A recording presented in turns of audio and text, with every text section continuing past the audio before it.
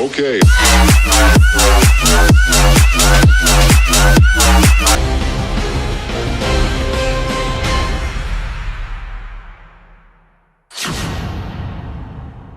नमस्कार, स्वागत है आपका डेन न्यूज में और दिन भर की तमाम खबरों के साथ मैं हूं आरती सिंह। आगे बढ़ने से पहले आइए नजर डालते हैं आज की खास खबरों पर।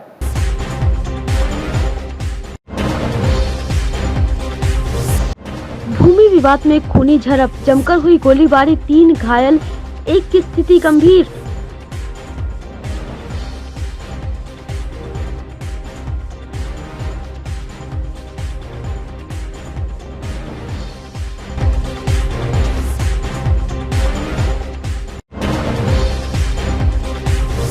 नशाखुरानी गिरोह का सरगना वीआईपी को पुलिस ने किया गिरफ्तार।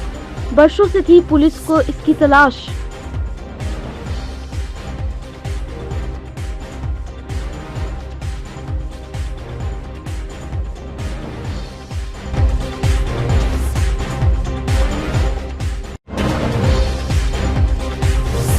और लूट की योजना बना रहे 4 शातिरों को पुलिस ने हथियार के साथ किया गिरफ्तार।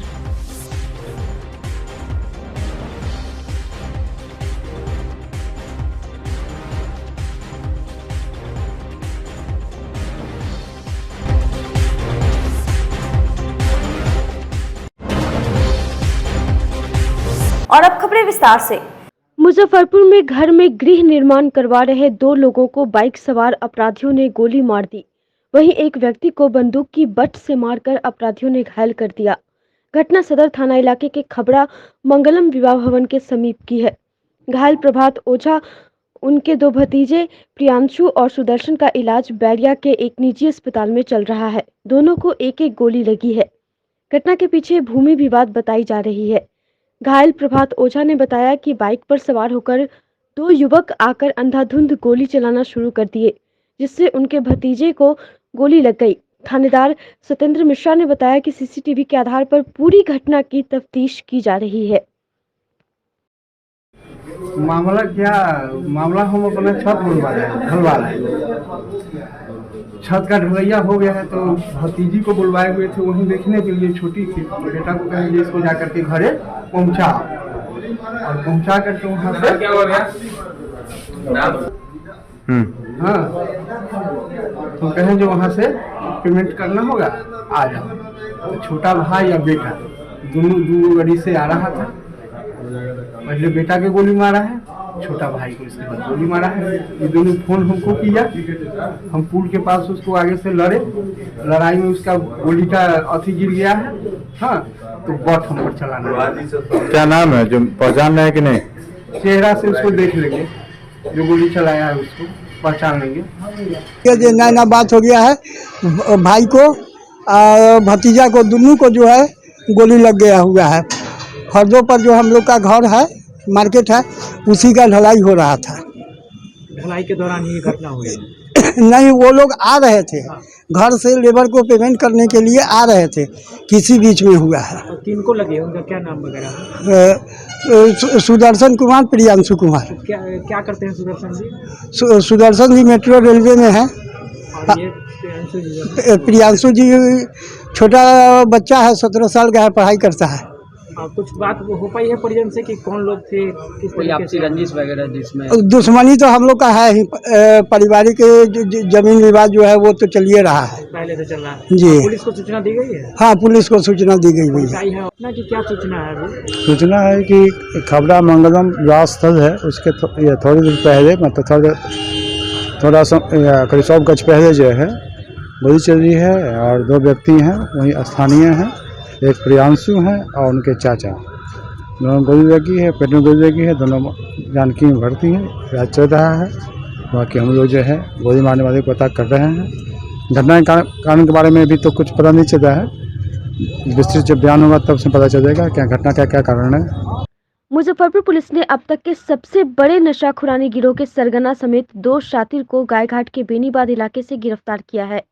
इनकी पहचान वैशाली जिले के गरौल निवासी विनोद दास उर्फ वीआईपी, वहीं दूसरे की पहचान बोछा सरफुद्दीनपुर निवासी मोहम्मद कैसर के रूप में हुई है। इस गिरोह का सबसे बड़ा मास्टरमाइंड वीआईपी है। वीआईपी 2008 से दरभंगा, मधुबनी, समस्तीपुर, वैशाली और मुजफ्फरपुर में राहगीरों को नशा का टैबलेट खिलाकर लूटपाट किया करता था। वीआईपी ने लूट के पैसे से अपने गांव गरौल में 30 लाख से ज्यादा का फ्लैट बनवाया हुआ है। पुलिस वीआईपी की संपत्ति की भी जांच करने में जुट गई है। वीआईपी के पास भारी मात्रा में नशा का टैबलेट भी पुलिस ने बरामद किया है। डेन न्यूज के कैमरे पर वीआईपी ने कहा कि वो पहले पैसेंजर के साथ पैसेंजर बनकर फिर उनको चाय में नशा का टैबलेट मिलाकर खिलाता था। उसके बाद लूटपाट करता था। आप खुद सुनिए शातिर वीआईपी का कबूलनामा। पैसेंजर के साथ पैसेंजर बन जाते थे, अच्छा। मेल जोल बढ़ा के उसके साथ ही घटना करते थे। कैसे करते थे, पूरी बात बताइए। जिस उसके साथ मेल जोल बढ़ा लिए, जहाँ वो जाने के लिए कहता वहाँ हम लोग भी जाने के लिए कहते हैं। साथ में हो गए, रास्ते में कहीं रुक के चाय हम भी पिए, उसको भी पिलाएं। अच्छा। उसी में छल से नशा का 2-4 टैबलेट डाल दी गए। उसके बाद वो अचेत हो गया। तो फिर उसका जो बैग वैग सामान वामान था, पैसा वैसा ले लिए। अभी तक कितना घटना को कारित कर चुके हैं? अभी घटना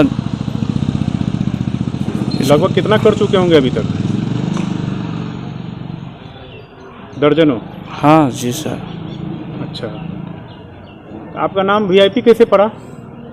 जी सर, एक 2008 में सर जेल गए थे, उसी टाइम में लोग हमको उर्फ वीआईपी कर दिया था सर। कोई क्या नाम है आपका? थाने से। मेरा नाम विनोद कुमार दास है सर। विनोद दास। कहाँ के रहने वाले हैं? गोरौल के रहने वाले हैं। मुजफ्फरपुर पुलिस के द्वारा एक विशेष अभियान चलाया गया था। इस क्रम में हाल के दिनों में जो जहर खुरानी गिरोह के मेंबर्स के द्वारा कई घटनाएं कारित की गई थी, उस गिरोह के 2 सदस्यों की गिरफ्तारी कल की गई है। इनमें से एक जो है वीआईपी है उर्फ विनोद दास। इनके खिलाफ जो नशा की टैबलेट्स हैं इत्यादि खिला करके दर्जनों घटनाएं कारित किए जाने के मामले इनके ऊपर हैं। पिछले कई दिनों से इनके द्वारा इस किस्म की घटनाएं कारित की जा रही थीं मुजफ्फरपुर एवं आसपास के जिलों में। इसी क्रम में 2 व्यक्तियों की गिरफ्तारी हुई है। कैसे ऑपरेट करते थे ये? इन्होंने अपने पूरे प्रोसेस के बारे में बताया है। ये खास करके बस स्टैंड, रेलवे स्टेशन या दरभंगा एयरपोर्ट के बाहर ये लोग पैसेंजर्स का वेट करते थे और उनको झांसे में ले करके अपनी गाड़ी में बैठा करके चाय में कहीं गाड़ी रोक करके चाय में नशीली गोलियां डालते थे और फिर उनको बेहोश करके उनका सारा सामान वगैरह लूट लेते थे। कितने लोग अब तक शिकार बना चुके हैं? जैसा कि इन लोगों ने बताया है कि इनके ऊपर अभी गायघाट में ही हुआ है। गायघाट में मामले लंबित हैं। कांटी में भी इन्होंने घटना कारित किया है, दरभंगा में घटना कारित किया है, मधुबनी में घटना इन लोगों ने कारित करने की बात बताई है। तो जैसा ये लोग बता रहे हैं, लगभग दर्जनों मामले इन लोगों ने कारित किए हैं और हाल के दिनों में इस किस्म की घटनाओं में बढ़ोतरी भी हुई थी, जिस क्रम में मुजफ्फरपुर पुलिस के द्वारा इनकी गिरफ्तारी की गई है। इनकी गिरफ्तारी से सर नशा खुरानी गिरोह में जो कुछ कमी आएगी जो घटना में? जी बिल्कुल, इनके पूरे गिरोह के बारे में भी हम लोग को जानकारी मिली है। बाकी जो लोग वांछित हैं उनकी भी गिरफ्तारी हेतु हम लोग प्रयासरत हैं। ये जो सर रहता कहाँ है, ये कहाँ रह के ऑपरेट करता था गिरोह को?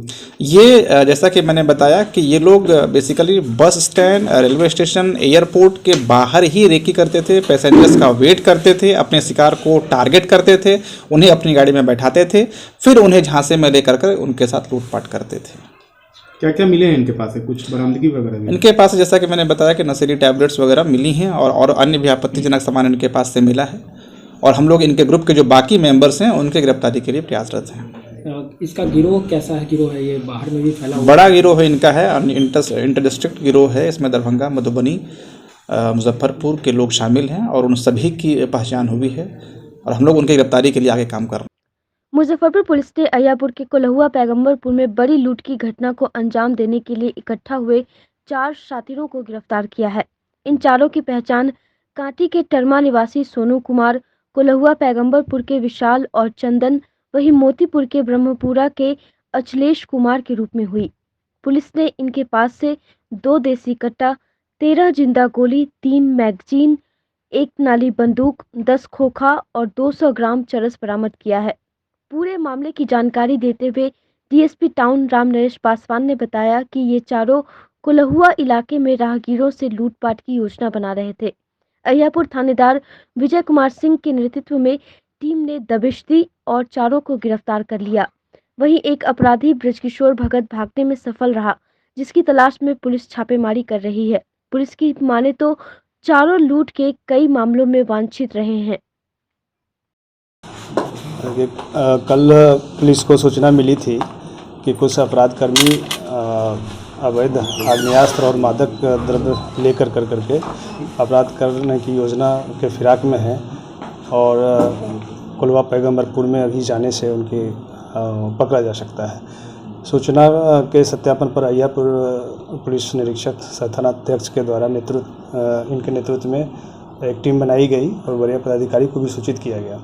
सूचना के आलोक में ये लोग जब वहाँ पहुँचे तो एक सोनू कुमार हैं और विशाल कुमार, ये दोनों आदमी भागने लगे, जिसे पकड़ा गया।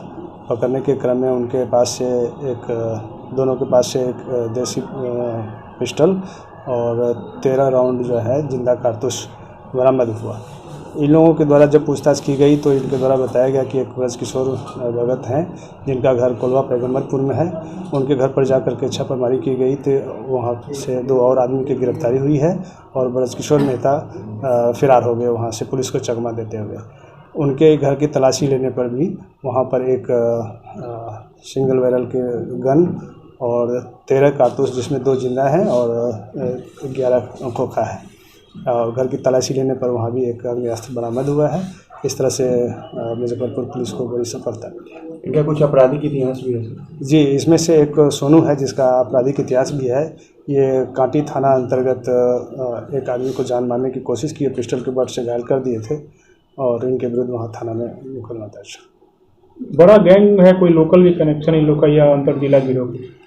जी, ये अभी तो इसके बारे में पूरी तरह से जांच पड़ताल करके ही बताया जा सकेगा, लेकिन इन लोगों का जो तकनीक है उससे पता चलता है कि ये लोग भोजपुर में भी अपराध में संलिप्त रहे होंगे। किस प्रकार के अपराध को ये लोग? ये पिस्टल से मोबाइल वगैरह भी छीन झपट करते हैं और अपना वर्चस्व भी बनाने के लिए 2 गुट बनाए हुए रहते हैं और मारपीट वगैरह भी करते हैं। 7 फेरे लेने के बाद 7 जन्मों तक का साथ निभाने वाली एक पत्नी ने अपने पति का साथ 7 साल में ही छोड़कर अपने प्रेमी के साथ फरार हो जाती है। महिला दरभंगा की रहने वाली है और वो अपने पति के साथ अवध आसाम ट्रेन से राजस्थान जा रही थी। इस दौरान मुजफ्फरपुर में पत्नी ने पति को बताया कि वो शौच के लिए जा रही है। काफी देर होने पर पति को शक हुआ, तब पति टॉयलेट में चला गया, लेकिन टॉयलेट से पत्नी गायब मिली। तब जाकर पति जितेंद्र दास ने मुजफ्फरपुर रेल पुलिस से पत्नी को गायब होने की शिकायत दर्ज करवाई। पुलिस ने त्वरित कार्रवाई करते हुए सर्विलांस की मदद ली और महिला के टावर लोकेशन से मुजफ्फरपुर के सरैया इलाके से प्रेमी के साथ दबोच लिया। रेल पुलिस ने जब महिला से पूछताछ की तो महिला ने बताया कि उसके मोबाइल पर एक रॉन्ग नंबर आया था और उसकी दोस्ती अय्यापुर के लक्ष्मण कुमार से हो गई। लगभग 6 महीने फोन पर बात करने के बाद दोनों ने प्लान बनाया और पति की मौजूदगी में ही ट्रेन से पत्नी और उसका प्रेमी रफू चक्कर हो गया। फिलहाल लक्ष्मण कुमार को पुलिस ने जेल भेज दिया है। वहीं महिला को कोर्ट में बयान करवाने में पुलिस जुट गई है। ट्रेन ये हम जा रहे थे अपने राजस्थान में, जैसे ही बाथरूम करने गया उसके बाद मैं 2-3 मिनट बाद मिला नहीं, गाड़ी खुल गया तो मैं इसको ढूंढने लग गया। मेरी घरवाली, अच्छा, मैं इसको ढूंढने लग गया तो मेरे को कहीं मिला नहीं। फिर मैं कहीं तक दूर तक गया, सारे डब्बे छान मारा, मेरे को कहीं नहीं मिला। फिर मैं आगे जाके छपरा में उतर गया वहाँ। फिर वो छपरा में रिटर्न वापस आया। मैं वहाँ से 3-4 बजे सुबह 5 बजे आया। फिर यहाँ कई देर तो ढूंढता रहा, नहीं मिला। मेरे को कंप्लेंट कर दिए थे। फिर उसको सारा दिन शाम तक ढूंढे पूरा। ट्रेन में से गायब हुआ? ट्रेन में से गायब हुई। अच्छा, फिर कैसे मिली? ये मोबाइल से कर दिए थे, मोबाइल के लोकेशन से। बाद रात को जैसे अगला दिन उसी रात में 10 तारीख रात को 3 बजे मिला है। कहाँ मिली? अभी हमारे को नहीं पता कहाँ मिली। हम पुलिस खोजी है। फिर हमारे को खबर किया, हम तो चले गए थे। फिर हम वापस आए यहाँ से। किसके साथ मिली? अभी किसी के साथ ही, मैं उसको जानता भी नहीं, मैं उसको कभी देखा था। मोबाइल कब दिए? मोबाइल दिए तो मेरे को कोई 4-5 महीना हुआ था। 4-5 महीना? हाँ। क्या बोली थी? मोबाइल मांगी थी? नहीं, मोबाइल जैसे मैं नया पुराना मेरे पास था ना, पुराना मैं नया खरीदा तो उसको दे दिया था, तो वो चला, उसको सिम दे दिया था, उसकी नंबर उसी की, उसको ये नहीं पता उसका नंबर उसके पास कैसे गया। मैं कभी देखा भी नहीं कहाँ बात करती है ना कोई, मेरे को इस पर कोई शक भी नहीं था। अभी कैसे इसका बात हुआ, कैसे बात हुआ है ना, हम कभी मुजफ्फरपुर कभी उतरे भी नहीं है यहाँ पे, ना कभी रहे हैं। हम ज़्यादातर अपने बाहर ही रहते हैं। यहाँ तो इसके मम्मी पापा के पास लाए थे घुमाने के लिए, 5 साल बाद आए थे हम घूमने के लिए। फिर हम जा रहे थे, 9 तारीख का रिटर्न टिकट था, तो यहाँ पर जब मुजफ्फरपुर जैसे आए तो ये बाथरूम करने गई, तो मैं इसको चना खिलाने लग गया। इतने में ट्रेन खुल गया तो मैंने देखा है नहीं बाथरूम में, मैं सारा डब्बे में ढूंढने लग गया, कहीं नहीं मिला मेरे को। तो फिर उधर में जाके फिर गाड़ी के अंदर ही कंप्लेंट करवा दिए थे। अवध असम एक्सप्रेस ट्रेन में एक महिला अचानक शौच जाने के बहाने गायब हो जाती है। उसका पति काफ़ी खोजता है कि आखिर में उसकी पत्नी कहाँ गई, और अंत में उसने पुलिस से शिकायत किया कि उसकी पत्नी खो गई है, लेकिन पुलिस की टीम ने भी उसे बरामद कर लिया। जब पुलिस उसे बरामद करके लाई तो चौंका देने वाला सच सामने आया है। खुद हमारे साथ पुलिस पदाधिकारी रेलवे के मौजूद हैं। क्या घटना घटी थी, क्या हुआ था, क्या शिकायत दर्ज कराई गई थी आपको? वो तो गए थे, वो दरभंगा जिला के रहने वाले हैं। वो काम करने के लिए, मजदूर के काम करने के लिए राजस्थान में बहुत दिन से काम करता है। वहीं जाने के लिए अवध असम में पकड़ के समस्तीपुर से राजस्थान जा रहा था। यहाँ गाड़ी रुकी अवध असम ट्रेन, और अचानक जो है कि कहा कि बाथरूम से आते हैं। बाथरूम गए, तब तक में गाड़ी खुल गई। इसके बाद जो है कि कुछ देर के बाद जब लड़की नहीं आई तभी खोजने लगा, तो कहीं ट्रेन में मिला नहीं।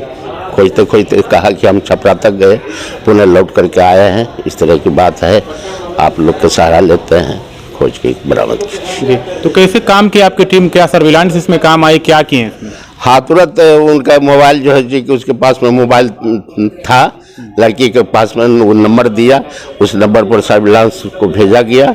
वहाँ से डिटेल पूरा आया, उसके साथ में लेकर के टीम को गठित किया गया, केस किया गया, दर्ज हुआ, और त्वरित कार्रवाई की गई। और जो कि रात भर में ही बरामद करके उसको लाया गया। जब टीम गई रेड करने तो क्या किस अवस्था में लड़की मिली, किसके साथ मिली? वो दोनों एक साथ सोया हुआ था।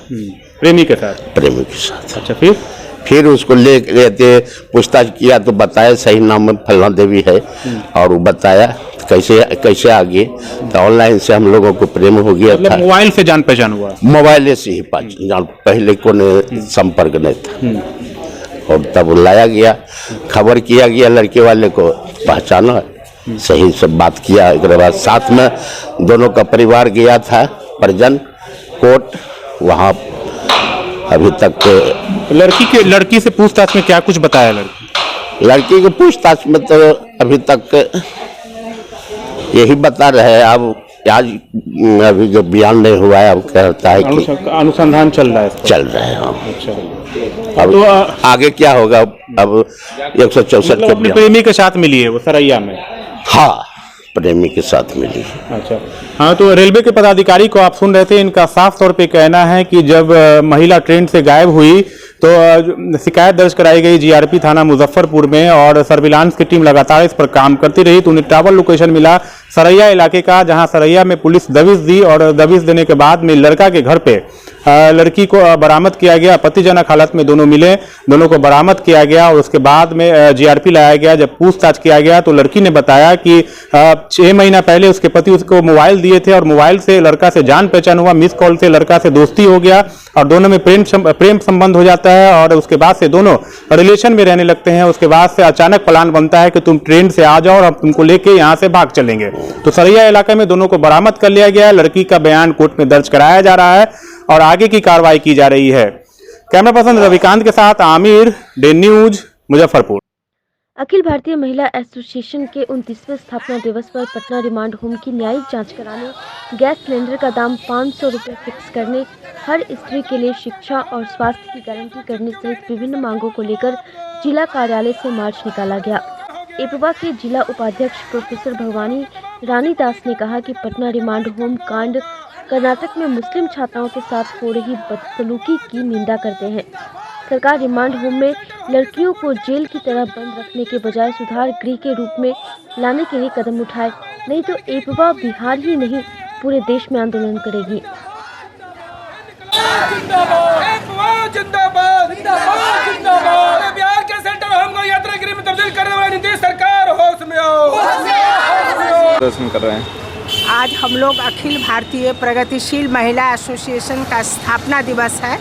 जो महिला एसोसिएशन का स्थापना 94 में दिल्ली में हुई थी, जो कि महिलाओं की हर क्षेत्र में जब वह अपना लड़ाई करती रही। आज 28-29 साल तक महिलाओं के जो चाहे निर्भया कांड हो, चाहे मुजफ्फरपुर का बालिका गृह वाला कांड हो, हर में वो लोग आगे आए और सरकार के हर दमन को, हर महिला के प्रति जितने भी अत्याचार हुए हैं उसके लिए लड़ाई किए।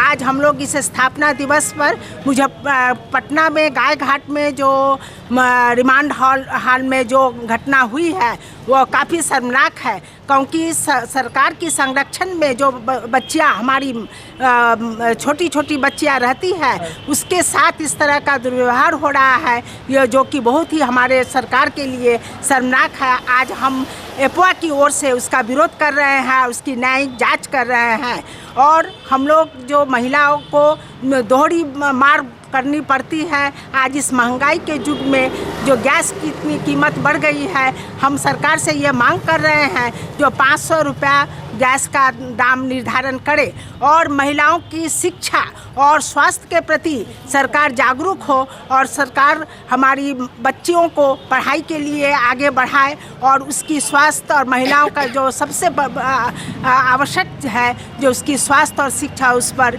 सरकार हमारी पूरी ध्यान दे और उसके लिए जितनी भी हो सके सरकार सहायता करे। यदि सरकार इस तरह की काम नहीं कर पाती है तो हम अखिल भारतीय प्रगतिशील महिला एसोसिएशन की तरफ से हम इसको बहुत बड़ा आंदोलन बनाएंगे। शनिवार को ग्राम कचहरी चतुरसी के सरपंच और सरपंच संघ के जिलाध्यक्ष मनोज कुमार सिंह ने जिलाधिकारी प्रणव कुमार को ज्ञापन सौंप जिले में फर्जी जिलाध्यक्ष और सरपंच संघ चलाए जाने की शिकायत की। मनोज कुमार सिंह ने बताया कि 8 फरवरी को जिले के सभी सरपंचों के द्वारा उनका चयन जिला अध्यक्ष के पद पर सरपंच संघ के द्वारा किया गया। हाल ही में उन्हें ज्ञात हुआ कि कैलाश कुमार केशवपुर सकरा के सरपंच खुद को सरपंच संघ का जिलाध्यक्ष फर्जी तरीके से घोषित कर रहे हैं, जिससे संगठन की बदनामी हो रही है। सभी प्रखंड अध्यक्षों के द्वारा सर्वसम्मति से उन्हें जिलाध्यक्ष मनोनीत कर चयनित किया गया था। उन्होंने जिलाधिकारी से फर्जी संगठन पर जल्द से जल्द कार्रवाई करने की मांग की है। का मुख्य उद्देश्य ये है कि हम लोगों का बैठक जो है 10 तारीख को हुआ था, 10 तारीख की न्यूज़ में है और बैठक 8 तारीख को गायत्री पैलेस में हम सभी प्रखंड अध्यक्ष मुजफ्फरपुर जिला के बैठे थे। उसमें सर्वसम्मति से हमारा संगठन बना, हम उसमें जिला अध्यक्ष चुने गए और फिर मीडिया द्वारा भ्रामक न्यूज़ हम लोगों को जानकारी हुआ कि कोई कैलाश कुमार को प्रखंड अध्यक्ष लोग बैठ करके और जिला अध्यक्ष बनाए हैं, जबकि ये बात सरासर गलत है। हम सभी प्रखंड अध्यक्ष एक साथ एकजुट होकर एक मत होकर मुजफ्फरपुर जिला में कार्य करेंगे और उसके साथ साथ हम लोगों का कुछ मांग है सरपंच और पंच का। एक तो लंबित मामला है, पैसे नहीं मिल रहे हैं।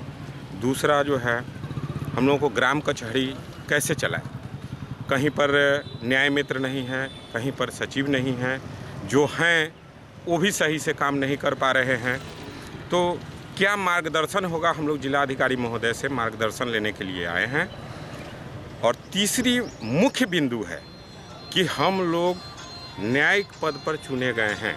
हम लोगों की समस्या है कि आए दिन घटना घट रही है, जनता के बीच में खुले जाना है और अपराध के खिलाफ ही हम लोगों को निर्णय लेना है और उस पर निर्णय लेते हैं तो हम लोगों पे आक्रमण है, धमकी मिलता है, तरह तरह की कठिनाइयां हैं। तो इसका निदान जिलाधिकारी महोदय से हम लोग लेना चाहते हैं।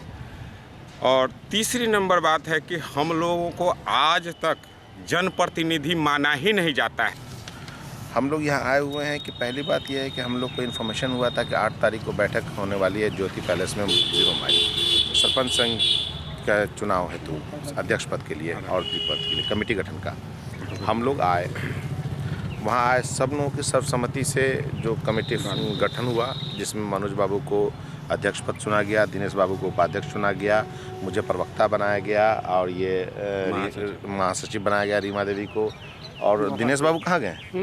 हाँ, वो रीमा भारती, हाँ, सब बनाया गया। उसके बाद सब ज्ञापन भी दिया गया, सब लोगों को हुआ। और उसके बाद फिर सुनने में आया कि कल के कि कुछ लोगों ने 2-4 आदमी को बैठा के एक कमेटी फॉर्म कर रहे हैं। ये क्या है? ये हम लोग आए हुए हैं जिला अधिकारी से मिलने के लिए कि आप इस पे विशेष जांच करके जो गलत लोग हैं उसके खिलाफ कानूनी कार्रवाई करें। हम लोग उस मीटिंग में, जो नेक्स्ट बार में मीटिंग हुआ, उसमें उपस्थित भी नहीं है। हम लोग का नाम दिया जा रहा है कि उपस्थित हैं, कमेटी बना, जबकि हम लोग हैं भी नहीं वहाँ। मैं प्रेजेंट भी नहीं हूँ, ये भी प्रेजेंट नहीं है, सब लोग प्रेजेंट नहीं है। सबका कहा जा रहा है कि आप लोग प्रेजेंट हैं, हम लोग का फर्जी यानी कि साइन करवा के किया जा रहा है। क्या है ये गलत है, इसके खिलाफ कानूनी कार्रवाई होनी चाहिए। चूँकि जैसे भाई साहब ने कहा कि त्रिस्तरीय यानी कि जो चुनाव हुआ उसमें पंचायत का, उसमें जो हम लोग की भागीदारी है उसमें उपेक्षित किया जा रहा है। हम लोग को वोट देने का अधिकार नहीं है एमएलसी में। ये बहुत बड़ा मुद्दा है। इसमें जो है मैं चाहूँगा आप लोग के माध्यम से कि जो पदाधिकारी हैं वो इस बात पे थोड़ा सा ध्यान दें और हम लोग को भी जो है उसमें भागीदारी होनी चाहिए। हम लोग होली जैसे जैसे नजदीक आ रही है वैसे वैसे शराब माफिया भी सक्रिय हो गए हैं, लेकिन पुलिस भी इनके मंसूबों पर पानी फेरने के लिए लगातार अभियान चला रही है। सकरा थाने की पुलिस ने विशेष अभियान चलाकर आधा दर्जन शराब तस्करों को 1 कंटेनर शराब के साथ गिरफ्तार किया है। तस्कर के पास से 6 कार और बाइक भी जब्त की गई है। डीएसपी पूर्वी मनोज पांडे ने बताया कि ये सभी तस्कर हाल में ही जेल से छूट कर आए हैं और फिर से शराब की तस्करी करना शुरू कर दिए थे। पुलिस सभी से पूछताछ कर रही है।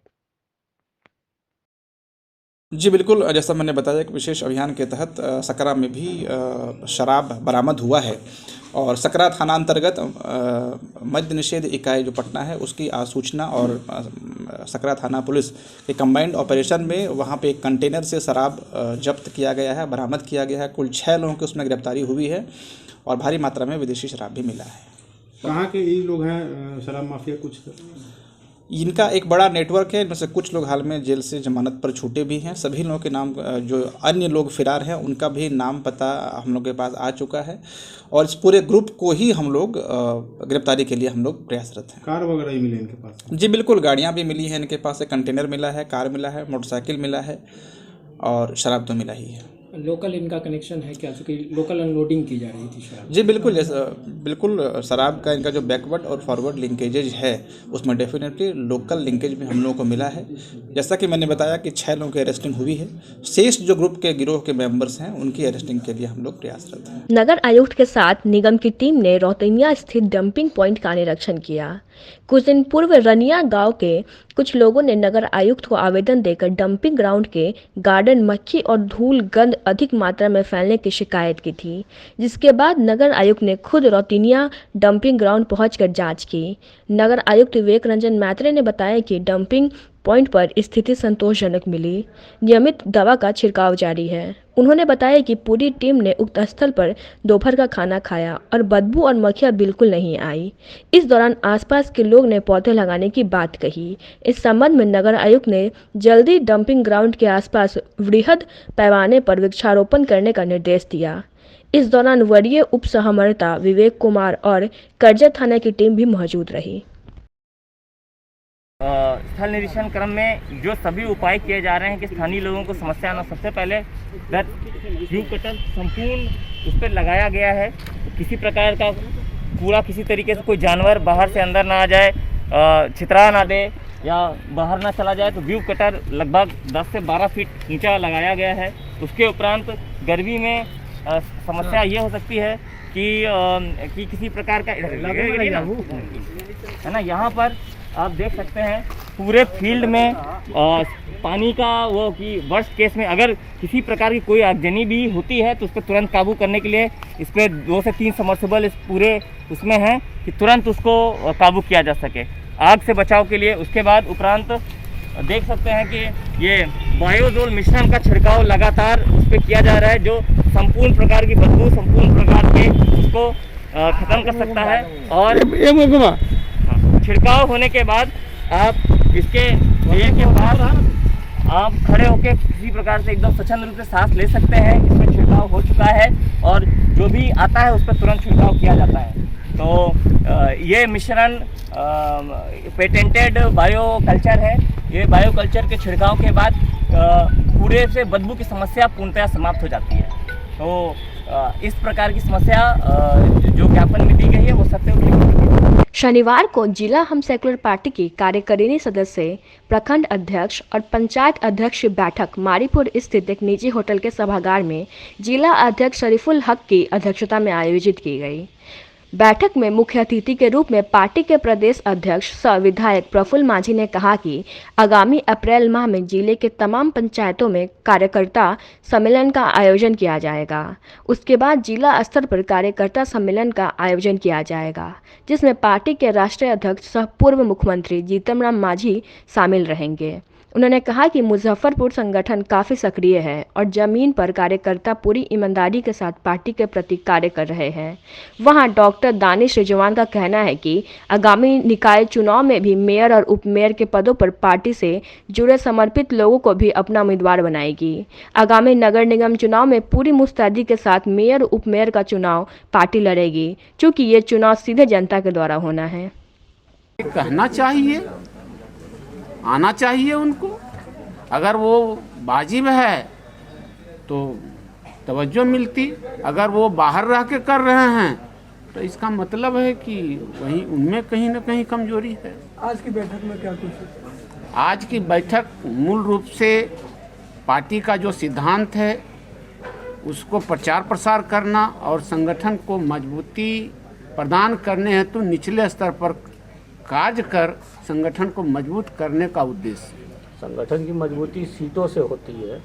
24 सीटों पे चुनाव हो रहा है, हमको दरकिनार करके किया जा रहा है, उस पर क्या कहेंगे? वो तो एनडीए की बात है, एनडीए में हम हैं, इसलिए दरकिनार करने की कहाँ बात हुई। कभी कभी समझौता होता है, हम लोगों से समझौता हुई है, जो गैप होगा उसको कहीं न कहीं भरपाई की जाएगी। प्रदेश अध्यक्ष श्री प्रफुल्ल मांझी जी का स्पष्ट निर्देश रहा है, क्योंकि अभी जस्ट इन्होंने पदभार ग्रहण किया और उसके बाद ज़मीनी स्तर पर जाकर हम कार्यकर्ताओं से बातचीत कर रहे हैं। इसी दौरान इससे चूँकि मगध से हमारी पार्टी है तो प्रदेश अध्यक्ष जी ने मगध से शुरुआत करा और हम हर ज़िले में प्रदेश अध्यक्ष जी के नेतृत्व में एक टीम जा रही है, तमाम कार्यकर्ताओं से, प्रखंड अध्यक्ष से, पंचायत अध्यक्ष से बातचीत कर रही है। हमारा लक्ष्य बहुत स्पष्ट है कि किसी कीमत पर जनता के बीच में जीतन राम मांझी जी का जो संदेश है, जो उनके कार्यकाल में किए गए कार्य हैं और सरकार की जो उपलब्धियां हैं, जो आम लोगों की परेशानियां हैं, उस तमाम चीज़ों को एकत्रित करें, अपनी बातों को, मांझीवाद के जो सिद्धांत हैं उनको आगे बढ़ाएं और उनको बताने का काम करें कि किस तरीके से बिहार में और हम अच्छा कर सकते हैं और क्या कर सकते हैं। तो इन तमाम विषयों को लेकर के हमारे प्रदेश अध्यक्ष जी श्री प्रफुल्ल मांझी जी हर जिले में जा रहे हैं। उसी दौरान हम मुजफ्फरपुर में आए हैं, यहाँ संगठन के विस्तार पर बातचीत हो रही है और हमारे तमाम कार्यकर्ताओं को हम निर्देशित कर रहे हैं कि आम जनता से जुड़ी जो भी समस्याएं हैं, चाहे वो सरकार की कमियां ही क्यों ना है, आप हमें बताएं, हम उस पर कार्रवाई करवाएंगे। निसंदेह वीआईपी पार्टी हमारे गठबंधन की पार्टी है और अगर उनके नेता, उनके दल को कोई समस्या होती है तो निसंदेह हम उनके साथ खड़े हैं। गठबंधन धर्म का ये दायित्व बनता है कि हमारे साथ अगर जो सहयोगी हैं, अगर वो किसी परेशानी में हैं तो हम उनको किनारा जरूर दें। इस बार का जो सीटों का बंटवारा हुआ उसमें गठबंधन धर्म का पालन आपको लगता है कि हुआ है?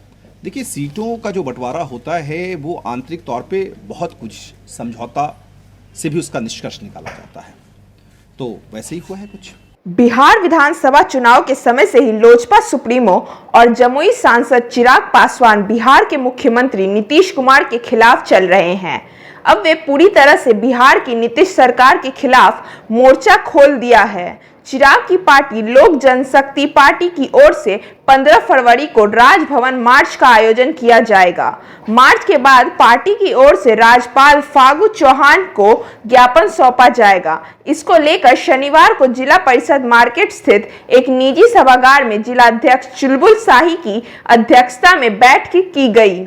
बैठक में सरकार की नाकामियों को उजागर करने की रणनीति पर चर्चा हुई, जिसमें यह निर्णय लिया गया कि बिहार में शराबबंदी से हो रही मौत, बढ़ते अपराध, शिक्षा की खराब हालत और स्वास्थ्य व्यवस्था को लेकर राजभवन मार्च किया जाएगा।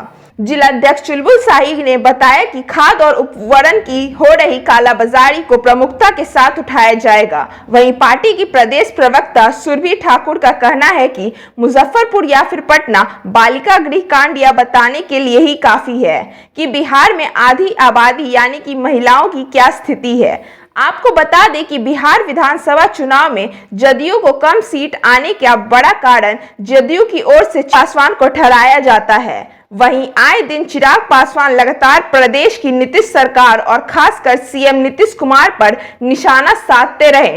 हर घर नल का जल, शराबबंदी और अन्य योजनाओं को लेकर वे नीतीश सरकार पर हमला बोलते रहते हैं। देखिए, आगामी 15 फरवरी को बिहार में व्याप्त भ्रष्टाचार और भ्रष्ट प्रशासन के खिलाफ लोक जनशक्ति पार्टी रामविलास का निर्णय हुआ है कि 15 फरवरी को बिहार बचाओ आक्रोश मार्च, राजभवन मार्च, ये 15 फरवरी को पटना के जेपी गोलंबर से हम लोग शुरू करेंगे अपने माननीय राष्ट्रीय अध्यक्ष चिराग पासवान जी के नेतृत्व में, और वहाँ से चलकर राजभवन पहुँचेंगे और राज्यपाल को एक ज्ञापन समर्पण करेंगे। खास करके इस बिहार में जो अनियमितता, भ्रष्टाचार और तमाम तरह की जो परेशानियां यहाँ के आम और आवाम झेल रहे हैं, उसके खिलाफ अब हम लोगों की लड़ाई सड़क पर होगी और हम लोग सड़क पर सरकार को घेरने का काम करेंगे। देखिए, 15 तारीख को जो ये कार्यक्रम रखा गया है हमारी पार्टी की तरफ से, हमारे राष्ट्रीय अध्यक्ष श्री चिराग पासवान जी के नेतृत्व में, इसका सबसे प्रथम उद्देश्य तो ये है कि जिस तरह से क्राइम अगेंस्ट वुमेन बिहार में अपनी चरम पे, वैसे तो हर चीज़ अपनी चरम पे है, चाहे वो भ्रष्टाचार की बात करें, आप शिक्षा व्यवस्था की बात करें, कुनीतियाँ इस प्रकार से बिहार में घर कर चुकी हैं हर तरफ कि बिहार वासियों के साथ जो अन्याय हो रहा है उसको लेकर आवाज़ उठाना अब हमें और हमारी पार्टी को ऐसा लगता है, हमारे शीर्ष नेतृत्व को ऐसा लगता है कि अब अति आवश्यक हो गया है। तो इसी संदर्भ में और बीते कुछ दिनों में, कुछ साल पीछे चलेंगे हम लोग, मुजफ्फरपुर में बैठे हुए हैं शेल्टर होम केस, आप सभी को याद होगा, मुझे भी याद है। उसमें भी हमने देखा कि इतना बड़ा मामला हो गया, इतने लोग संलिप्त पाए गए, लेकिन संचालक को छोड़कर किसी को सज़ा नहीं हुई। ये सरकारी तंत्र के संरक्षण में ये हुआ था।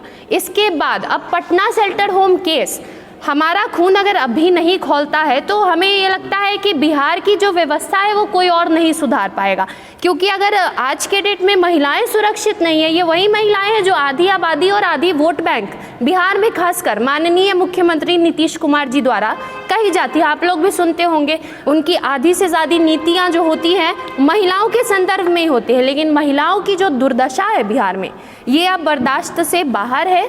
और न्याय जो कहते हैं कि सरकारी तंत्र और कानून से न्याय मिलता है, बताइए कि किसी को भी जेल क्यों भेजा जाता है? इसलिए कि उसने जो अपराध किया है उसकी उसे सज़ा मिले, और जब वो वहाँ से आए तो कुछ सीख कर एक अच्छा व्यक्तित्व लेकर आए। लेकिन अगर शेल्टर होम में ही सरकारी तंत्र के संरक्षण में आप उन्हें ले जाते हैं, उनको सिखाने के लिए कि आपने गलत किया है, आपसे अपराध हुआ है, आपको आपकी व्यक्तित्व को सुधारा जाएगा, और वहाँ पर उनको देह व्यापार जैसे घिनौने काम में ज़बरदस्ती संलिप्त किया जाता है, तो आप ये बताइए कि सरकारी जगहों पर अगर महिलाएं सुरक्षित नहीं हैं, और बिहार में बाहर शराबबंदी का मुद्दा है, शिक्षा का मुद्दा है, और ऐसे बेरोजगारी तो चरम पे है, ये तो सबको पता है।